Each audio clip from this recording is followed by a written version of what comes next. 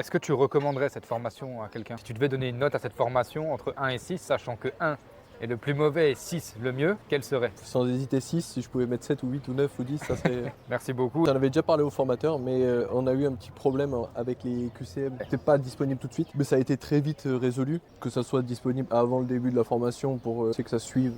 En fait, tout est lisse, tout est facile. Quand on rentre dans la formation, tout est expliqué déjà le premier jour, que ce soit pour les examens à passer, il y a tout qui est transparent, donc il n'y a aucune surprise en fait. Est-ce que tu recommanderais cette formation à quelqu'un? 1000 fois. Les gens qui ont envie de réussir, qui sont motivés, pensent que c'est un domaine d'avenir. Et si on est motivé, qu'on a envie de réussir, qu'on est impliqué, qu'on a la tête sur les épaules aussi, parce qu'il y a pas mal de choses à apprendre. Donc il faut beaucoup de motivation, mais quelqu'un qui est motivé et impliqué et tout, je lui conseille 1000 fois. Quel conseil tu donnerais à quelqu'un qui veut suivre cette formation?